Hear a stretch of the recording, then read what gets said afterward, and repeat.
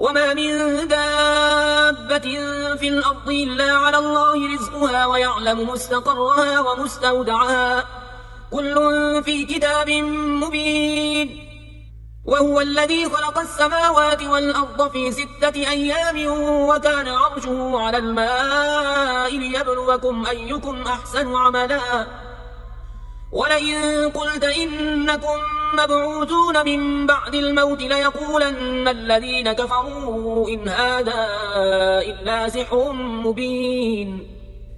ولئن أخرنا عنهم العذاب إلى أمة معدودة ليقولن ما يحبسه ألا يوم يأتيهم ليس مصروفا عنهم وحاق بهم ما كانوا به يستهزئون. ولئن أذقنا الإنسان منا رحمة ثم نزعناها منه إنه ليئوس كفور. ولئن أذقناه نعماء بعد ضراء مسته ليقولن ذهب السيئات عني إنه لفرح فخور.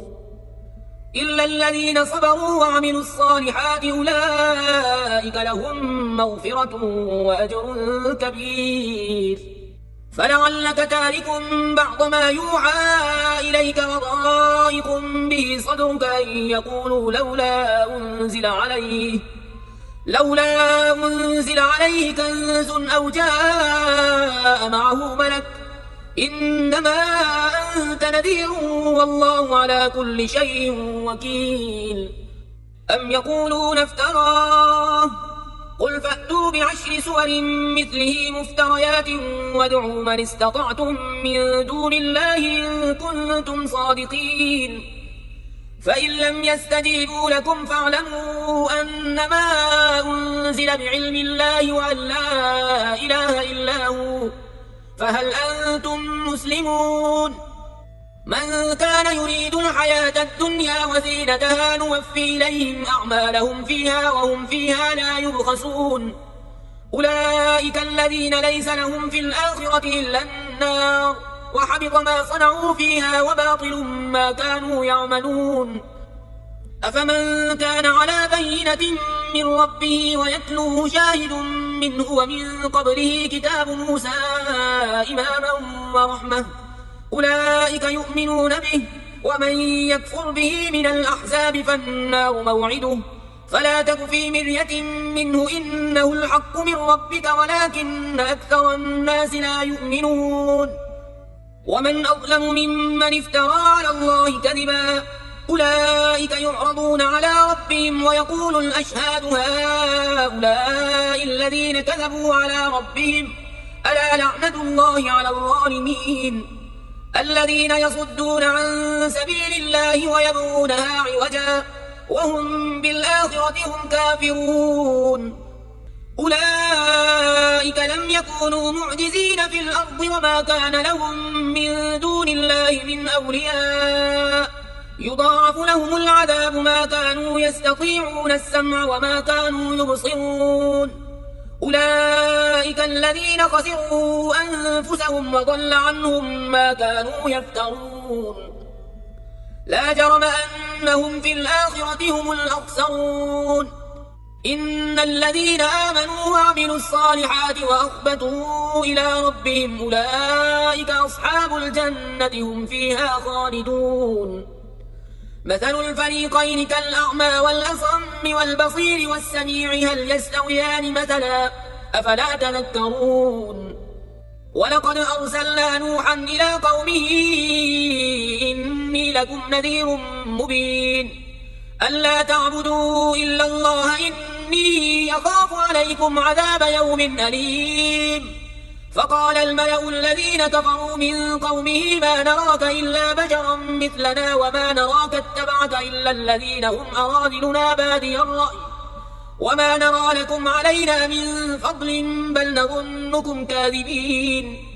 قال يا قوم أرأيتم إن كنت على بينة من ربي وآتاني رحمة من عنده فعميت عليكم أنلزمكموها وأنتم لها كارهون. ويا قوم لا أسألكم عليه مالا إن أجري إلا على الله وما أنا بطارد الذين آمنوا إنهم ملاقو ربهم ولكني أراكم قوما تجهلون ويا قوم من ينصرني من الله إن طردتهم أفلا تذكرون ولا أقول لكم عندي خزائن الله ولا أعلم الغيب ولا أقول إني ملك ولا أقول للذين تزدري أعينكم لن يؤتيهم الله خيرا الله أعلم بما في أنفسهم إني إذا لمن الظالمين قالوا يا نوح قد جادلتنا فأكثرت جدالنا فأتنا بما تعدنا إن كنت من الصادقين قال إنما يأتيكم به الله إن شاء وما أنتم بمعجزين ولا ينفعكم نصحي إن أردت أن أنصح لكم إن كان الله يريد أن يغويكم هو ربكم وإليه ترجعون أم يقولون افتراه قل إن افتريته فعلي إجرامي وأنا بريء مما تجرمون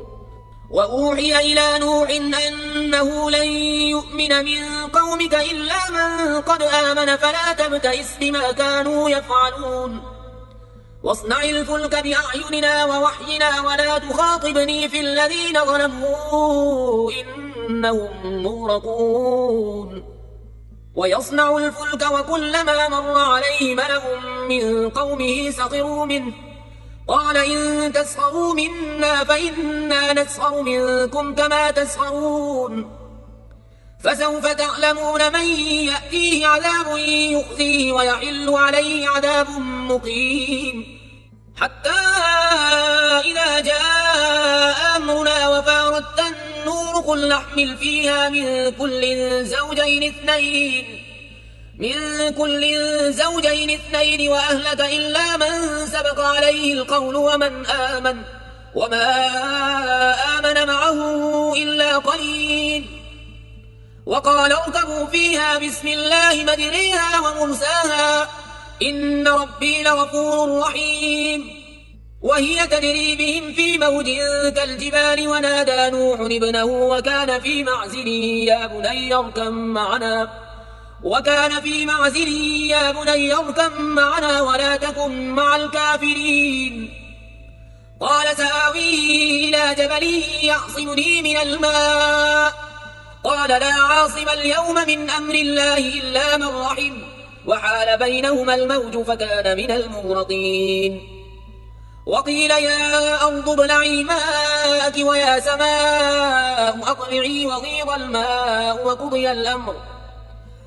الماء وقضي الأمر واستوت على الجودي وقيل بعدا للقوم الظالمين ونادى نوح ربه فقال رب إن ابني من أهلي وإن وعدك الحق وأنت أحكم الحاكمين قال يا نوح إنه ليس من أهلك إنه عمل غير صالح فلا تسأل لما ليس لك به علم إني أعظك أن تكون من الجاهلين قال رب إني أعوذ بك أن أسألك ما ليس لي به علم وإلا تغفر لي وترحمني أكن من الخاسرين قيل يا نوح اهبط بسلام منا وبركات عليك وعلى أمم ممن معك وأمم سنمتعهم ثم يمسهم منا عذاب أليم تلك من أنباء الغيب نوحيها إليك ما كنت تعلمها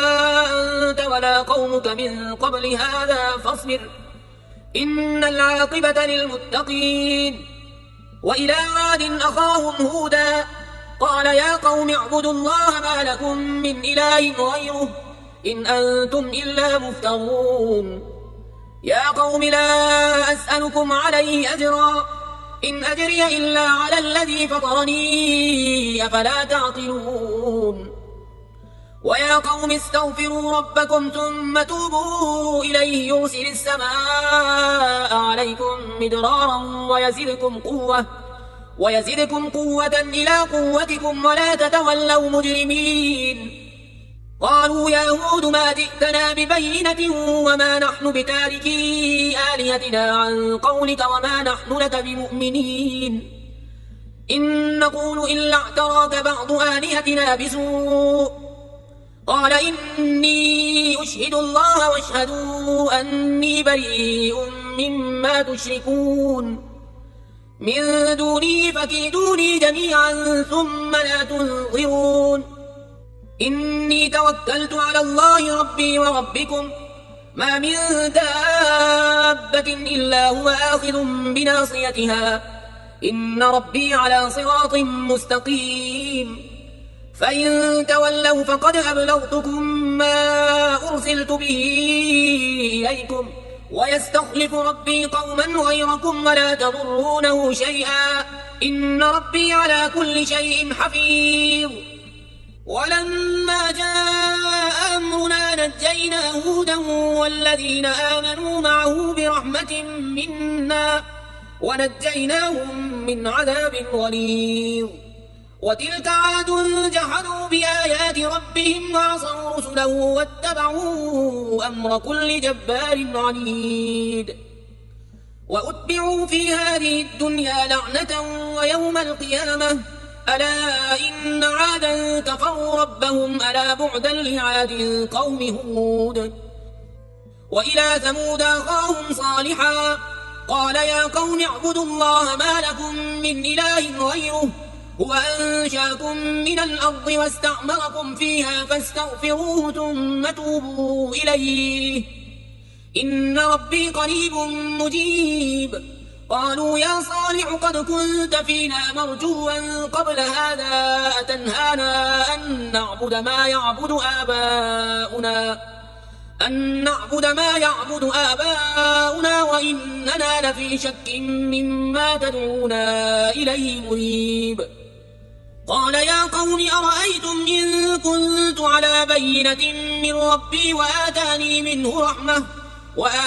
منه رحمة فمن ينصرني من الله إن عصيته فما تزيدونني غير تخسير.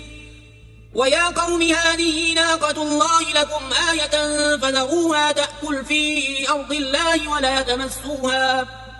ولا تمسوها بسوء فيأخذكم عذاب قريب. فعقروها فقال تمتعوا في داركم 3 أيام ذلك وعد غير مكذوب. فلما جاء أمرنا نجينا صالحا والذين آمنوا معه برحمة منا ومن خزي يومئذ إن ربك هو القوي العزيز. وأخذ الذين ظلموا الصيحة فأصبحوا في ديارهم جاثمين كأن لم يغنوا فيها ألا إن ثمود كفروا ربهم ألا بعدا لثمود. ولقد جاءت رسلنا إبراهيم بالبشرى قالوا سلاما قال سلام فما لبث أن جاء بعجل حنيذ. فلما رأى أيديهم لا تصل إليه نكرهم وأوجس منهم خيفة قالوا لا تخف إنا أرسلنا إلى قوم لوط وامرأته قائمة فضحكت فبشرناها بإسحاق ومن وراء إسحاق يعقوب. قالت يا ويلتى أألد وأنا عجوز وهذا بعلي شيخا إن هذا لشيء عجيب. قالوا أتعجبين من أمر الله رحمة الله وبركاته عليكم أهل البيت إنه حميد مجيد. فلما ذهب عن إبراهيم الروع وجاءته البشرى يجادلنا في قوم لوط إن إبراهيم لحليم أواه منيب. يا إبراهيم أعرض عن هذا إنه قد جاء أمر ربك وإنهم آتيهم عذاب غير مردود. ولما جاءت رسلنا لوطا سيء بهم وضاق بهم ذرعا وقال هذا يوم عصيب. وجاءه قومه يهرعون إليه ومن قبل كانوا يعملون السيئات قال يا قوم هؤلاء بناتي هن أطهر لكم فاتقوا الله ولا تخزون في ضيفي أليس منكم رجل رشيد. قالوا لقد علمت ما لنا في بناتك من حق وإنك لتعلم ما نريد. قال لو أنني بكم قوة أو آوي إلى ركن شديد. قالوا يا لوط إنا رسل ربك لن يصلوا إليك فأسر بقطع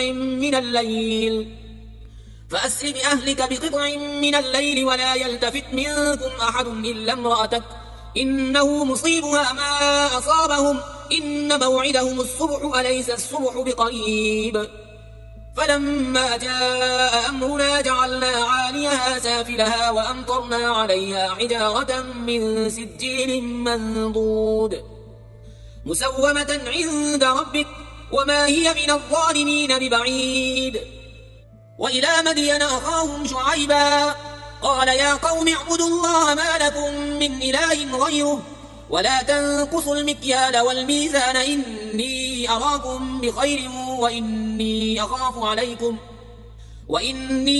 أخاف عليكم عذاب يوم محيط. ويا قوم أوفوا المكيال والميزان بالقسط ولا تبخسوا الناس أشياءهم ولا تعثوا في الأرض مفسدين بقية الله خير لكم إن كنتم مؤمنين وما أنا عليكم بحفيظ. قالوا يا شعيب أصلاتك تأمرك أن نترك ما يعبد آباؤنا أو أن نفعل في أموالنا ما نشاء إنك لأنت الحليم الرشيد. قال يا قوم أرأيتم إن كنت على بينة من ربي ورزقني منه رزقا حسنا وما أريد أن أخالفكم إلى ما أنهاكم عنه إن أريد إلا الإصلاح ما استطعت وما توفيقي إلا بالله عليه توكلت وإليه أنيب. ويا قوم لا يجرمنكم شقاقي أن يصيبكم مثل ما أصاب قوم نوح أو قوم هود أو قوم صالح وما قوم لوط منكم ببعيد. واستغفروا ربكم ثم توبوا إليه إن ربي رحيم ودود. قالوا يا شعيب ما نفقه كثيرا مما تقول وإنا لنراك فينا ضعيفا ولولا رهطك لرجمناك وما أنت علينا بعزيز. قال يا قوم أرهطي أعز عليكم من الله واتخذتموه وراءكم ظهريا إن ربي بما تعملون محيط. ويا قوم اعملوا على مكانتكم إني عامل سوف تعلمون من يأتيه عذاب يخزيه ومن هو كاذب وارتقبوا إني معكم رقيب. ولما جاء أمرنا نجينا شعيبا والذين آمنوا معه برحمة منا وأخذت الذين ظلموا الصيحة فأصبحوا في ديارهم جاثمين كأن لم يغنوا فيها ألا بعدا لمدين كما بعدت ثمود. ولقد أرسلنا موسى بآياتنا وسلطان مبين إلى فرعون وملئه فاتبعوا أمر فرعون وما أمر فرعون برشيد يقدم قومه يوم القيامة فأوردهم النار وبئس الورد المورود. وأتبعوا في هذه لعنة ويوم القيامة بئس الرفد المرفود. ذلك من أنباء القرى نقصه عليك منها قائم وحصيد. وما ظلمناهم ولكن ظلموا أنفسهم فما أغنت عنهم آلهتهم التي يدعون من دون الله من شيء لما جاء أمر ربك وما زادوهم غير تتبيب. وكذلك أخذ ربك إذا أخذ القرى وهي ظالمة إن أخذه أليم شديد. إن في ذلك لآية لمن خاف عذاب الآخرة ذلك يوم مجموع له الناس وذلك يوم مشهود. وما نؤخره إلا لأجل معدود يوم يأتي لا تكلم نفس إلا بإذنه فمنهم شقي وسعيد فأما الذين شقوا ففي النار لهم فيها زفير وشهيق خالدين فيها ما دامت السماوات والأرض إلا ما شاء ربك إن ربك فعال لما يريد وأما الذين سعدوا ففي الجنة خالدين فيها ما دامت السماوات والأرض إلا ما شاء ربك عطاء غير مجذوذ فلا تك في مرية مما يعبد هؤلاء ما يعبدون إلا كما يعبد آباؤهم من قبل وإنا لنوفوهم نصيبهم غير منقوص ولقد آتينا موسى الكتاب فاختلف فيه ولولا كلمة سبقت من ربك لقضي بينهم وإنهم لفي شك منه مريب وإن كلا لما ليوفينهم ربك أعمالهم إنه بما يعملون خبير فاستقم كما أمرت ومن تاب معك ولا تطغوا إنه بما تعملون بصير ولا تركنوا إلى الذين ظلموا فتمسكم النار وما لكم من دون الله من أولياء ثم لا تنصرون وأقم الصلاة طرفي النهار وزلفا من الليل إن الحسنات يذهبن السيئات ذلك ذكرى للذاكرين واصبر فإن الله لا يضيع أجر المحسنين فلولا كان من القرون من قبلكم أولو بقية ينهون عن الفساد في الأرض إلا قليلا ممن أنجينا منهم واتبع الذين ظلموا ما أترفوا فيه وكانوا مجرمين وما كان ربك ليهلك القرى بظلم وأهلها مصلحون ولو شاء ربك لجعل الناس أمة واحدة ولا يزالون مختلفين إلا من رحم ربك ولذلك خلقهم وتمت كلمة ربك لأملأن جهنم من الجنة والناس أجمعين وكلا نقص عليك من أنباء الرسل ما نثبت به فؤادك وجاءك في هذه الحق وموعظة وذكرى للمؤمنين وقل للذين لا يؤمنون اعملوا على مكانتكم إنا عاملون وانتظروا إنا منتظرون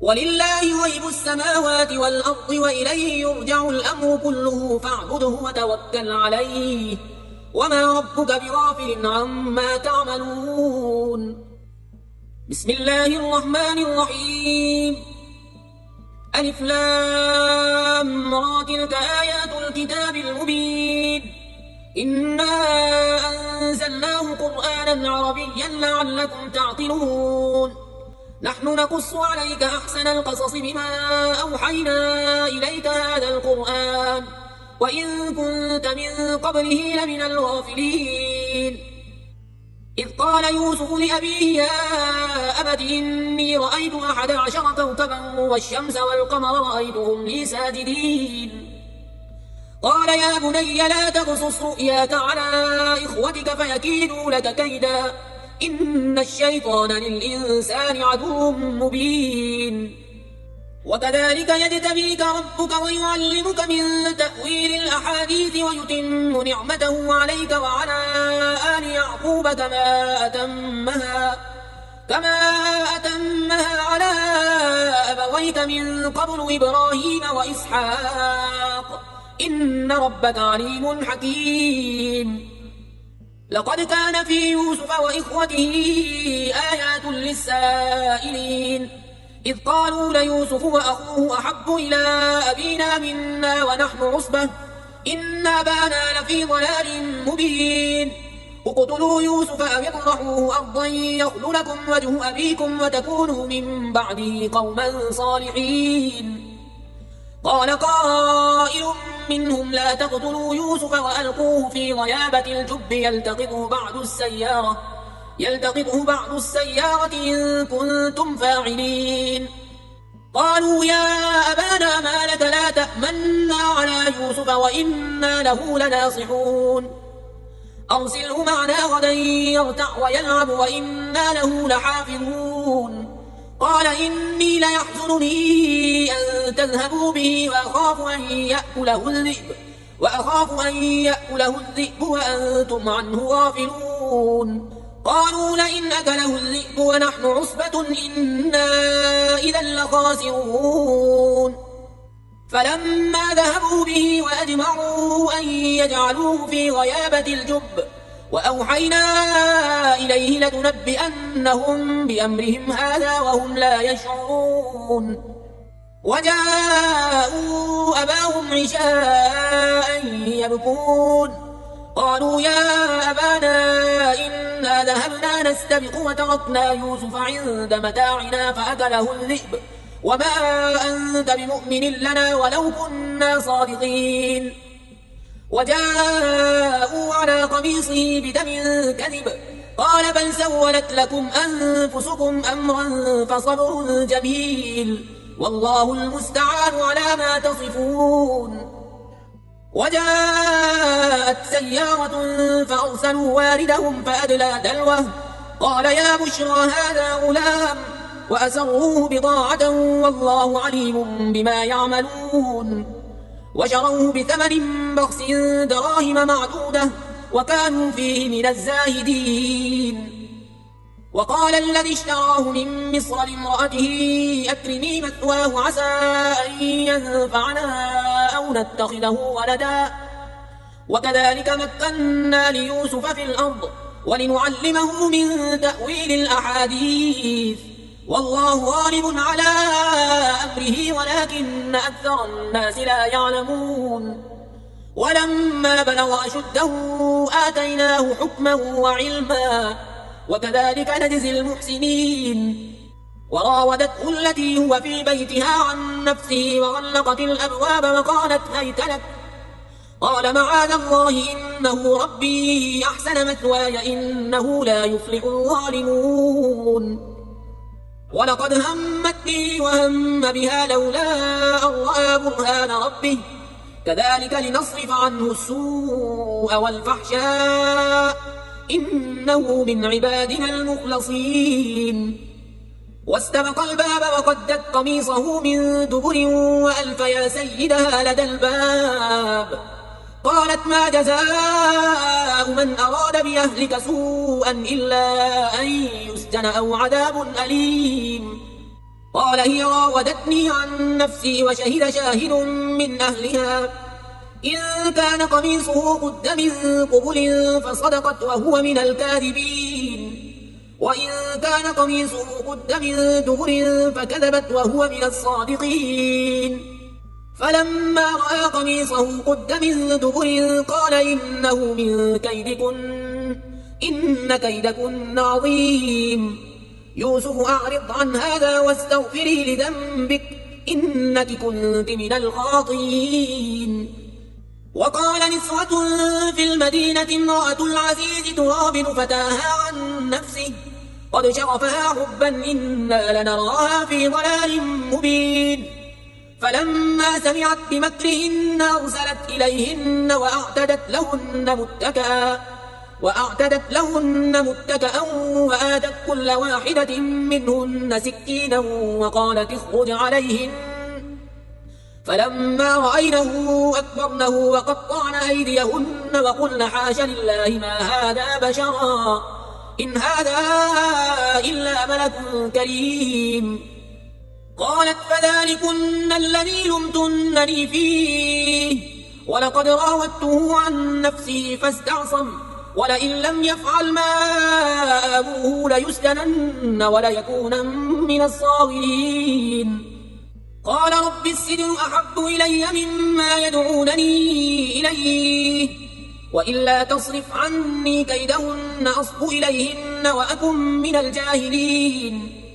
فاستجاب له ربه فصرف عنه كيدهن إنه هو السميع العليم ثم بدا لهم من بعد ما رأوا الآيات ليسجننه حتى حين ودخل معه السجن فتيان قال أحدهما إني أراني أعصر خمرا وقال الآخر إني أراني أحمل فوق رأسي خبزا تأكل الطير منه نبئنا بتأويله إنا نراك من المحسنين قال لا يأتيكما طعام ترزقانه إلا نبأتكما بتأويله قبل أن يأتيكما ذلكما مما علمني ربي إني تركت ملة قوم لا يؤمنون بالله وهم بالآخرة هم كافرون واتبعت ملة آبائي إبراهيم وإسحاق ويعقوب ما كان لنا أن نشرك بالله من شيء ذلك من فضل الله علينا وعلى الناس ولكن أكثر الناس لا يشكرون يا صاحبي السجن أأرباب متفرقون خير أم الله الواحد القهار ما تعبدون من دونه إلا أسماء سميتموها أنتم وآباؤكم ما أنزل الله بها من سلطان إن الحكم إلا لله أمر أن لا تعبدوا إلا إياه ذلك الدين القيم ولكن أكثر الناس لا يعلمون يا صاحبي السجن أما أحدكما فيسقي ربه خمرا وأما الآخر فيصلب فتأكل الطير من رأسه قضي الأمر الذي فيه تستفتيان وقال للذي ظن أنه ناد منه اذكرني عند ربك فأنساه الشيطان ذكر ربه فلبث في السجن 4 سنين وقال الملك إني أرى 7 بقرات سمان يأكلهن 7 عجاف و7 سنبلات خضر وأخر يابسات يا أيها الملأ وافتوني في رؤياي إن كنتم للرؤيا تعبرون قالوا أضغاث أحلام وما نحن بتأويل الأحلام بعالمين وقال الذي نجا منهما وادكر بعد أمة أنا أنبئكم بتأويله فأرسلون يوسف أيها الصديق وافتنا في 7 بقرات سمان يأكلهن 7 عجاف و7 سنبلات خضر وأخر يابسات لعلي أرجع إلى الناس لعلهم يعلمون قال تزرعون 7 سنين دأبا فما حصدتم فذروه في سنبله إلا قليلا مما تأكلون ثم يأتي من بعد ذلك 7 شداد يأكلن ما قدمتم لهن إلا قليلا مما تحصنون ثم يأتي من بعد ذلك عام فيه يغاث الناس وفيه يعصرون وقال الملك ائتوني به فلما جاءه الرسول قال ارجع إلى ربك فاسأله ما بال النسوة اللاتي قطعن أيديهن إن ربي بكيدهن عليم قال ما خطبكن إذ راوتن يوسف عن نفسه قلنا حاش لله ما علمنا عليه من سوء قالت امرأة العزيز الآن حصحص الحق أنا راودته عن نفسه وإنه لمن الصادقين ذلك ليعلم أني لم أخنه بالغيب وأن الله لا يهدي كيد الخائنين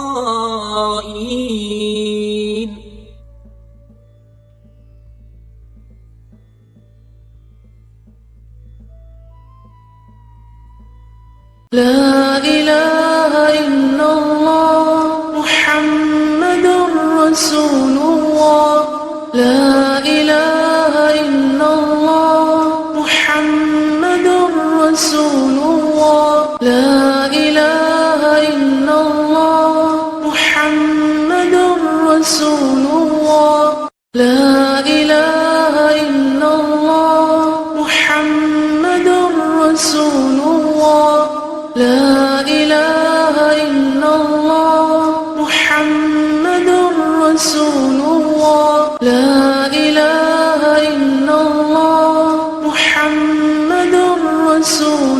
الله لا إله إلا الله محمد رسول الله لا إله إلا الله محمد رسول الله لا إله إلا الله محمد رسول